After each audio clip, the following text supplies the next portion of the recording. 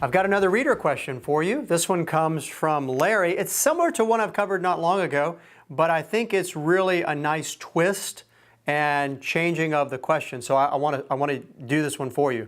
Reader question from Larry. I am familiar with the investment strategy called dollar-cost averaging, and I benefited from this strategy while saving for my retirement years.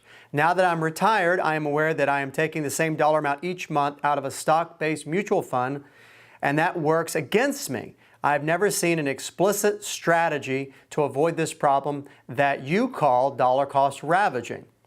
I turned 70 and a half and I need to take required minimum distributions, RMDs. Some of the IRA money is in CDs and some's in stock. What do you suggest? Great question, Larry. I love this question. And let me do this. I've written about this. I've talked about it on previous radio programs. But I want to take your question, Larry, and I'm going to add some additional specific pieces to it. Your question didn't include this, but if I add a little bit to it, I think it'll make for a great example. First of all, I applaud that you know that you run the risk of drawing against your portfolio when it's potentially down in value. And again, just to review, dollar cost averaging is an investment strategy. It's really a byproduct of systematically putting money away at a set interval, typically people think about it on a monthly basis, into an investment account or through your payroll deduction at work into your 401k or other similar type of retirement plan. So this dollar cost averaging is putting the money in each month. And I'll just use a simple example. Let's say you're putting in $100 every paycheck. You get paid twice a month. $200 goes in each month. As you do that, the stock market, of course, does what the stock market does. You're putting your money into mutual funds that are invested in the stock market, and you've taken primarily an equity-based or stock-based approach. Common stock, to be exact. And you're buying those common stocks through mutual funds available in the employer's retirement plan. Okay, so as you do that, your $200 goes in automatically and buys shares of the mutual fund at the current market price. So if the stock market is going up, each month the value of the prevailing stock market indices is going up, then you're buying at a price that is increasing. So your $200 each month is buying fewer shares. You're still spending the same amount of money each month, but each month you're buying less shares. Now, let's say that the stock market goes down and we go through a period of, say, 6 months or a year, and the market is going down in value. Now your $200 is buying more shares. You're buying them at a discount or buying them on sale.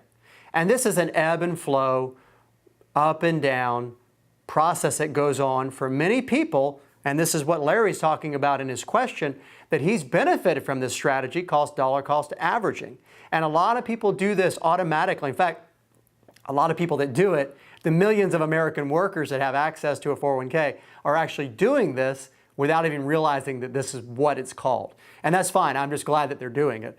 So as you have saved for retirement, like Larry has in his question, you get to retirement, now you've got to reverse the process.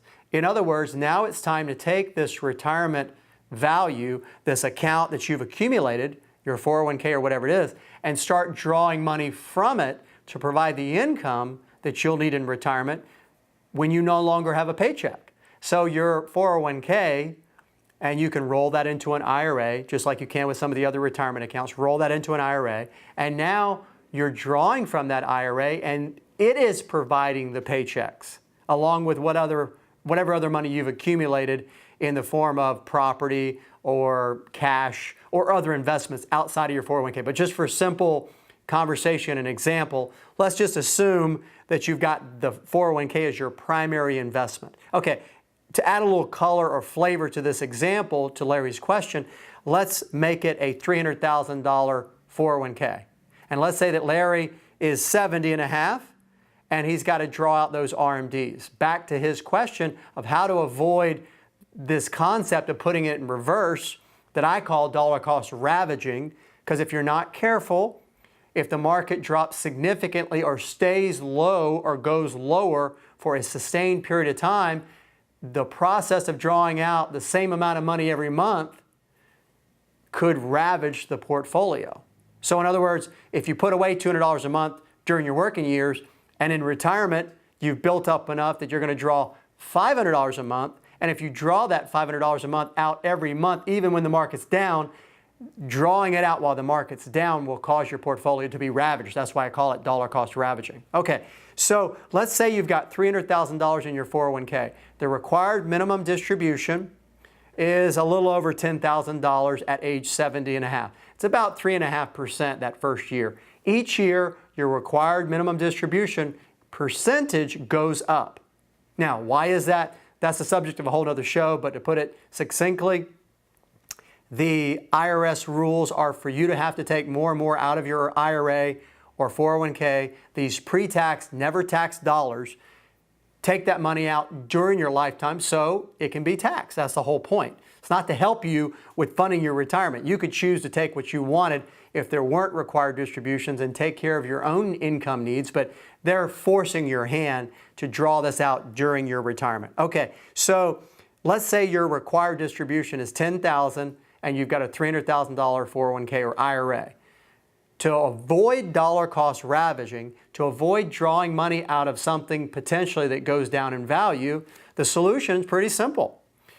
You take part of that $300,000 and move it into something secure, something that is not going to fluctuate in value. Well, it could fluctuate up, that'd be okay, but not fluctuate down.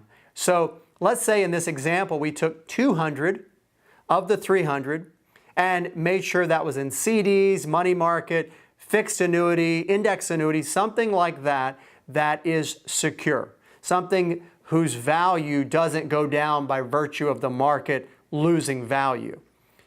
If you do that and then draw your RMD, the required minimum distribution of $10,000 or whatever it is in the future, and at some point it might be $15,000 or more that you're required to take out, if you draw it from that side of your investment balance sheet, you're not subjecting yourself to this risk of dollar cost ravaging. The portion of your money, the other 100 that you maintain in the stock market through mutual funds or however you're doing it, that portion can fluctuate, but it's not going to cause you to experience that loss by withdrawing.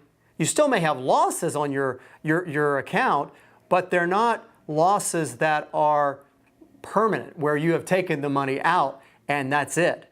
So if that 100,000, for example, goes from 100 to 80 because the overall stock market drops 20%, well, your other 200 that's not the stock market doesn't go down except for your withdrawals, to the extent those withdrawals exceed what you're making on the money. Now, that 80,000 value of your stock-based portion, if the market goes down another 10,000 to 70, okay, you still have those investments. Then if the market recovers back up to 100, you're not having to recover money taken out at a lower value. So in other words, these normal market cycles that can produce, not guaranteed to produce, but can produce long-term growth, you can play into that and take advantage of that without subjecting yourself to dollar cost ravaging, which is a real killer for a retirement portfolio. So to continue to plan stronger for your financial future, embrace the concept of splitting your money up to avoid dollar cost ravaging.